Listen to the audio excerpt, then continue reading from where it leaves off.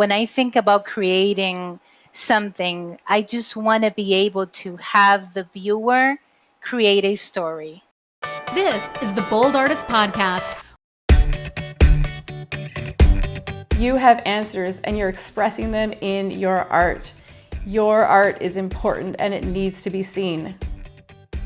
Welcome, and let's get started with today's episode.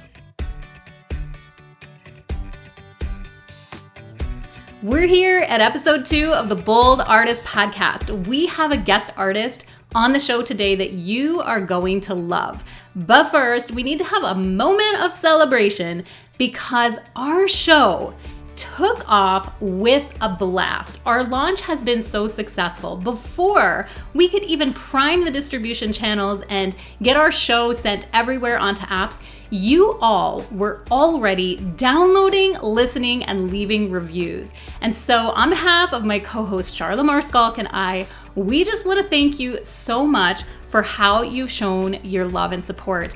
On the pilot of the Bold Artist Podcast, if you haven't had time to listen to that, I encourage you to zip back in our podcast shows and have a listen to the pilot. Charla and I shared our hopes and our visions for this show. And in that show, we said that we're here because we believe in artists. And it was an incredibly rewarding feeling to sense that you believe in us too. And by downloading, listening, and reviewing the show so early here in the podcast, it gave us that incredible sense of being loved and off to a good start. So thank you so much. I really am going to introduce you to our guest artist, but first, I need to put on my news anchor hat for a moment and give to you a little bit of Bold School news. We have the announcement that coming up, we have new painting courses in Bold School. And you're going to want to know about this, especially if you're a portrait or wildlife painter. Charla Maarschalk and Corey Mortgat, instructors within Bold School, are hosting some courses on painting hair. That's right. Corey Mortgat has a long hair painting class coming out, and Charla Maarschalk has a how to paint a beard class. And so if you've ever struggled with painting hair, and I know I have, these will be the classes for you to check out at boldschool.com. Funny story, many years ago as a novice painter, I painted a lion and a lamb. And no joke, I took a fine, tiny paintbrush and painted about 2,000 strands of hair on the lion's mane because I didn't know any better. I wish I had had this course way back then. And that painting's hanging somewhere in Australia. And every time I think about it, I just want to cringe because that lion is having such a bad hair day. There really is a technique to painting hair and beards, and you will want to find that out on boldschool.com. So now I'd like to introduce you to today's guest. Luzdy is a portrait and figurative artist located in Massachusetts, USA. Luzdy's story is one about pursuing freedom to paint how and what she wants to paint, not just what everyone else expects. We here at the Bold Artist Podcast have felt strongly like artists are really going to connect with Luzdy's story and relate to what she shares. Luzdy shares about her journey to freedom in subject matter, how she approaches her color palette with both a mix of planning and intuition. And she points out that one of her biggest breakthroughs comes from understanding value through Bold Color Bootcamp. A link to that is in the show notes. So let's go over and meet Luzdy. Luzdy Rivera, we are so happy to have you on the show today. Welcome to the Bold Artist Podcast. We are both on YouTube and in audio on all the podcast apps. And today we're so excited to hear more about you. So do you mind just sharing a little bit more about yourself? Yes, and thank you. For me, it's a real pleasure to be here with you, Mary Janelle, and as part of the podcast for Bold School. So thank you for the invitation. It's so You're nice to so welcome. It's be our here. pleasure. Yeah. So yes, so I'm Luzdy Rivera. I have been painting for. I say that since I have knowledge. I've been painting, but mostly I've been doing that since 2014, when I said like to myself, I really want to start doing this more in like a consistent way. I am also a musician and a photographer. So I did a lot of that prior to painting. I was born and raised in Puerto Rico, so I'm Latina, and recently moved to Massachusetts when I'm located right now. Wonderful. I love it that you just have creativity flowing through you. I'm also a musician and photographer, so we're on the same page. Yes. Yes. So then how did you come into your painting practice? So I there was a moment that I thought that I wanted to do something different than photography, which I think they are very much related. And so I remember wanting to do some research about, probably I started searching for old masters. What were they like? What was that like? What were the movements? And I was very attracted to Fauvism and Impressionism and Expressionism. Um, and I noticed that it was the use of color that attracted me the most. And then I tried to look up for contemporary artists and found some that I think people who really like bold color know them, like Voca, for example. He does amazing, like celebrity, large scale paintings that are just really good. There's another artist like Peter Tarrant. I really like his mark making. And then there was Charla. I Then there was remember Charla. Charla for me was kind of like the in between between Voke and Peter Turin, because she had the use of amazing bold colors, but a softness, and kind of like just a neutral kind of way to see colors that I just really loved. So I followed Charla since 2014. To the point that I remember her doing like half of she had a photograph that was half painting and have a self portrait that she did. And I remember doing something similar to that because I found it so beautiful and so amazing. So I was really surprised and glad when I saw that she had recently, when I saw that she had the class. So see how crazy life is. You Yes, never yes. know. So it sounds like you knew Charla long before she founded Bold School. You followed her.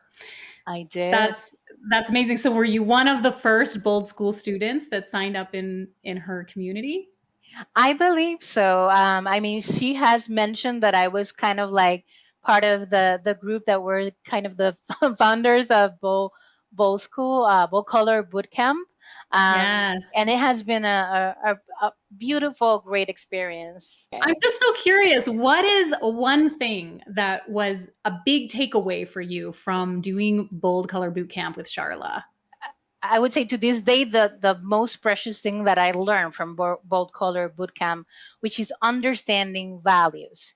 So when I started, again, I was attracted to Fauvism and the use of bold colors, but I didn't really know, kind of like match, let's say, the grayscale of with the colors. What did that meant in terms of the values? And learning a little bit more about that was what I think changed like the depth of my paintings, and the way that my style has evolved has a lot to do with that key learning experience that I had. I love that, and I have the same similarity. I was actually just telling Charlotte yesterday, learning about values changed me, and so Yes. we shared that experience. So, Luzdy, can you give our audio listeners a visual picture of what your artwork looks like? Sure thing. I would say it's bold color, it's vibrancy, it's feeling emotions through colors. So when you try to imagine, what a painting of mine could look like, you definitely are going to see vibrancy and multicolor. I usually use a minimum of 4 to 5. That would be the minimum of colors that I would use in my paintings. Although when you look from a distance, maybe you see less colors, but as you get closer to the painting, you can really see like the rainbow that's underneath there, which is what I really love about my style. Yes, and let's share a bit about your subject matter as well, because I'm not sure we revealed that yet to the audio listeners. Yes. So usually I just love painting people, Hmm. humans, right? That could be from babies to, women, men.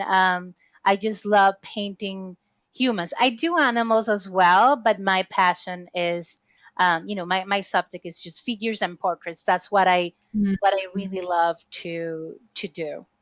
And you are excellent at it. Excellent Thank work. you. I have enjoyed perusing your website and learning more about you as an artist, but also just seeing the variety that you have in your portraiture and figurative work.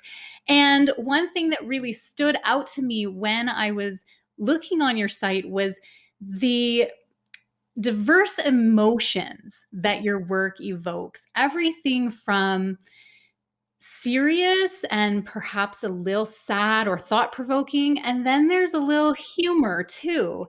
And I see happy emotions and cheerful qualities in your work, especially in the vibrancy of the color. And could you share with us how you evoke such emotion for the viewers of your artwork? Yes. So I think it's key for me when I think about creating something. I just want to be able to have the viewer create a story, create a narrative. Just it's more than just seeing something. Is having that thought provoking image. Is having to think and then feeling even before you're thinking about it. So when I choose my subjects, I usually try to. I do have my own story, right? I do have what I think it means for me, but I'm also thinking about the different meanings that it could have for the audience, and color is key to that, because when you think about if you want to depict a certain emotion, maybe it will be different if you choose oranges and yellows and that kind of warm side. You can use blue for both, right?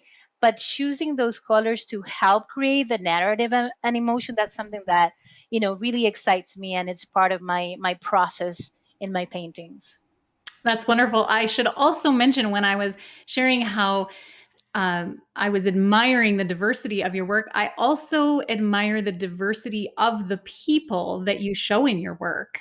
There isn't a one particular kind of person or shape of person or tone of a person. You show humanity, and it's beautiful and very emotion evoking. And that's something that I think everyone will just really appreciate learning more about you, your work, and getting to know you, Luzdy. In our current season of Bold Artist podcast, we are talking about bold color and bold moves. You did already touch a little bit on the color here. Let's talk about bold moves. What is the boldest move or risk you feel like you've taken as an artist?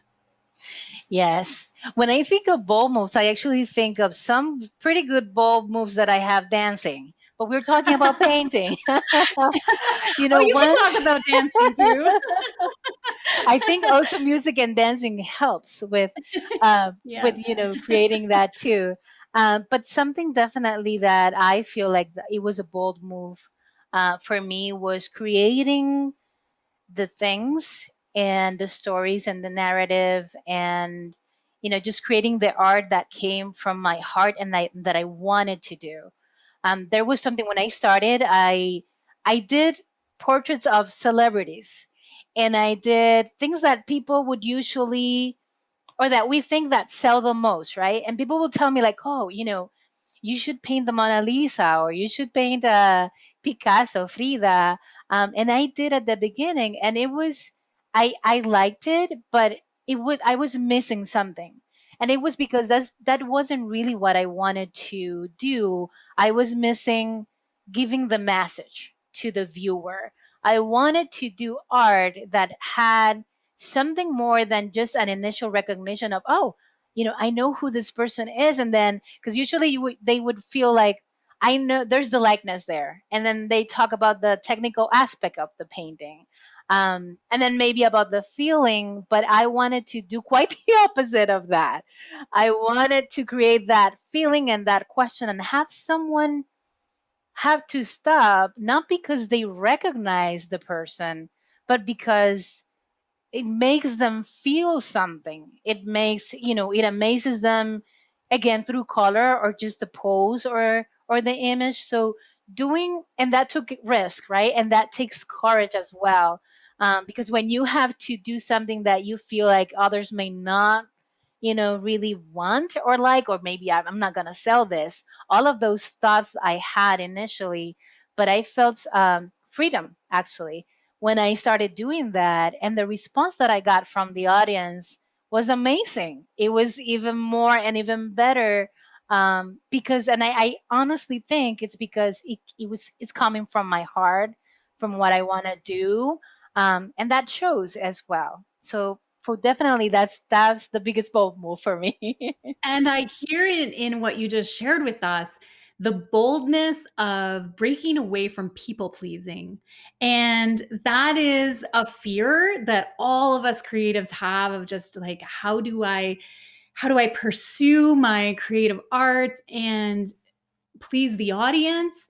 And we have to come to this place of creating to create what's in us, because that's our, like you use the word freedom. That's our freedom, and our right as artists is to express what's in here and bring out what's in here. And I love hearing the story of you coming into that kind of freedom. And by you sharing the story here on the Bold Artist podcast, I feel it will also help others to step into that freedom.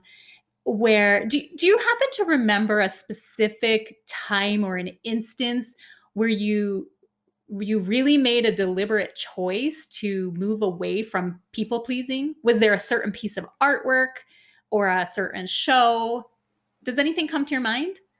um, I think there's one piece that comes to mind. I did wanted to portray kind of like my roots, kind of where I came from. I remember, and I still do, by the way, sometimes I struggle with the subject that I'm going to choose, to present, right? That I want to do. But now it's mostly about, you know is this the message that I want to send, to give to the world, versus is this going to sell, are people going to like it? It's more than that. And so when I started painting that, it was just kind of like, my first thought was, I'm just doing this for me, right? Let me try this. It was kind of like a test. Let me try this. But it was so fulfilling.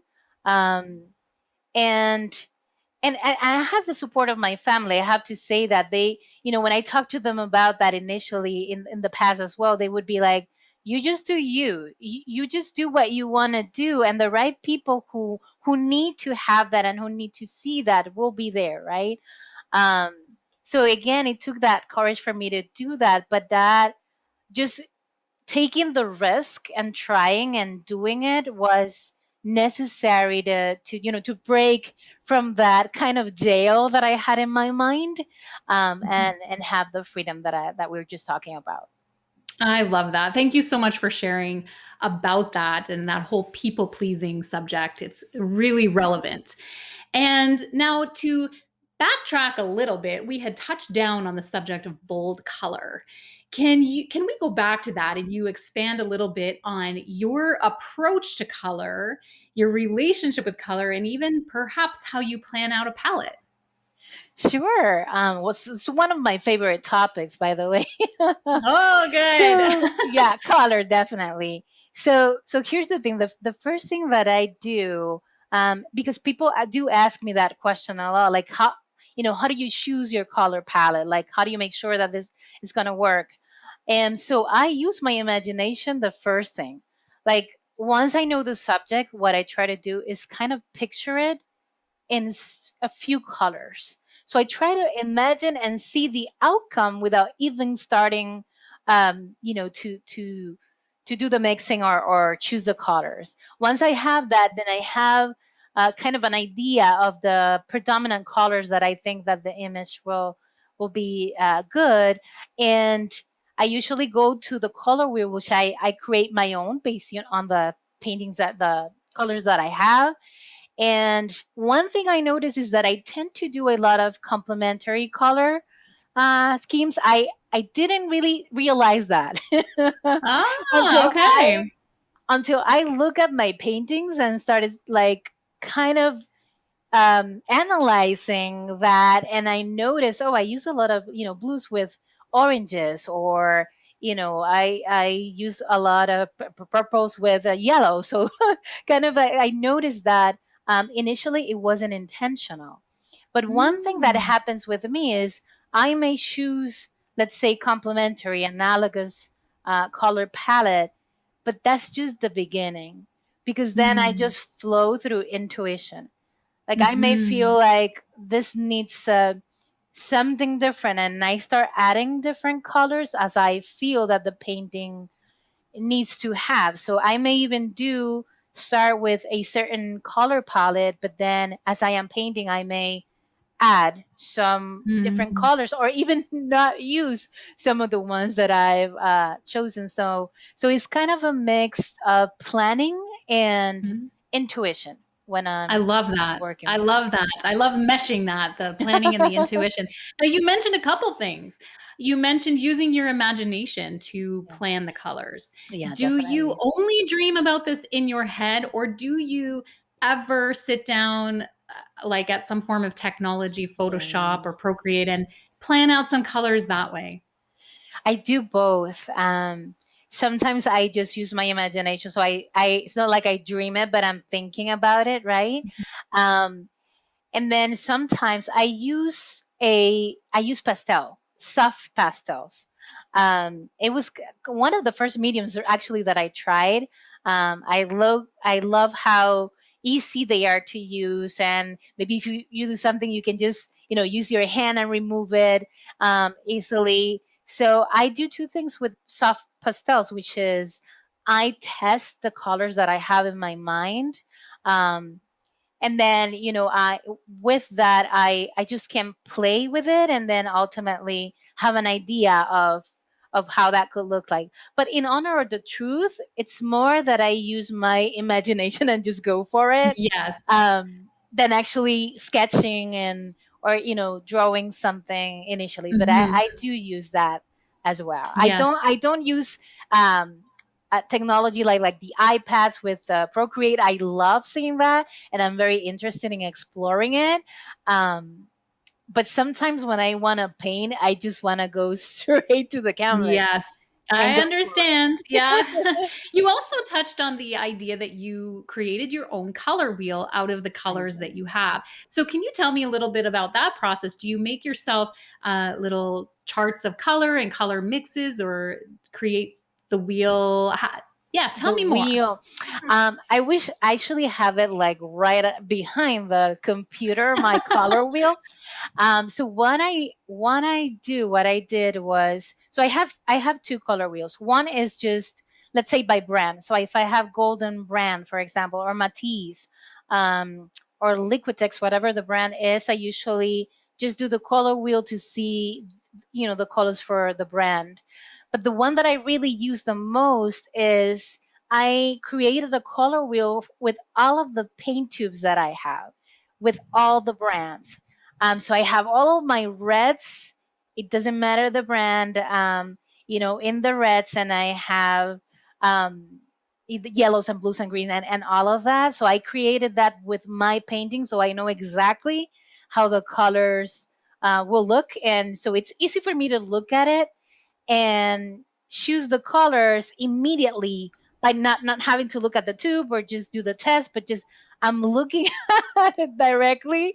um yeah, I That is maybe I that is can send a brilliant. picture, or for that you can use if you want to share with the audience. But I think it's a great exercise to just have your color wheel from every single tube of paint that you have. Do you have a favorite tube of paint right now? One that you are just like so excited for? And what brand, and paint color is Yes. that? Oh my God, I do have one. I'm obsessed with Design Cyan by Matisse.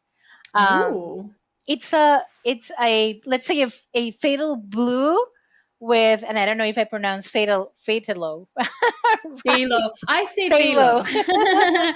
phthalo blue, with a touch of green. That's the Mm. design cyan, and so it creates just this beautiful greenish kind of blue that mixes beautifully with other colors. And it was like, yeah, I was like, oh, I'm gonna use this cyan now. I'm just from this brand, and since I used it the first time, I've been like, yeah, I've had to buy probably three or four since the first time that I used the brand, and yeah, I almost Wow. use it in all of my paintings.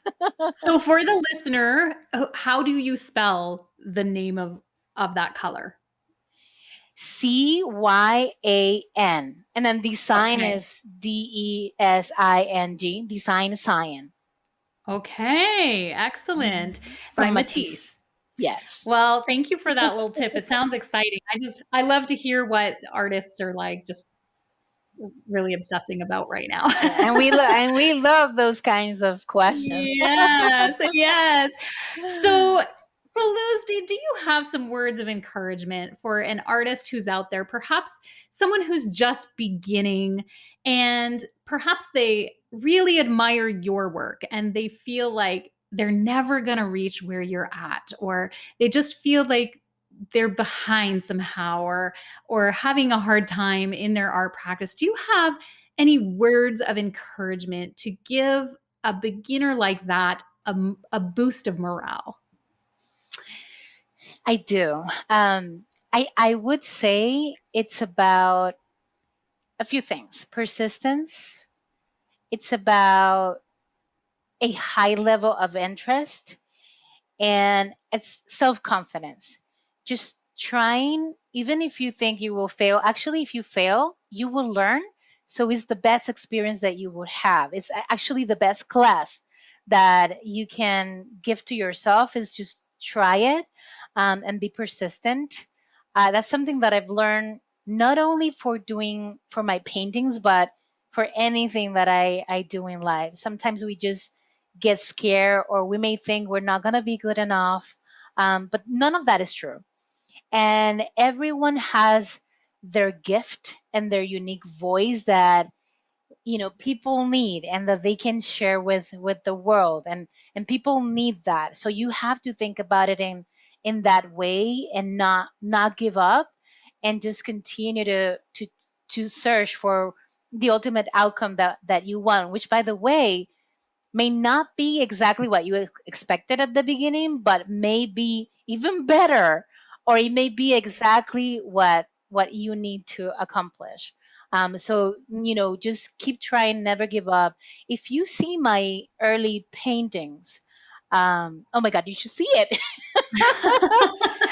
So it's a story. There's a story to tell. Yes. I had the courage to Mm, share it, to do it first of mhm, all, and then to mhm, share that, mm. and have people love it, have people not like it.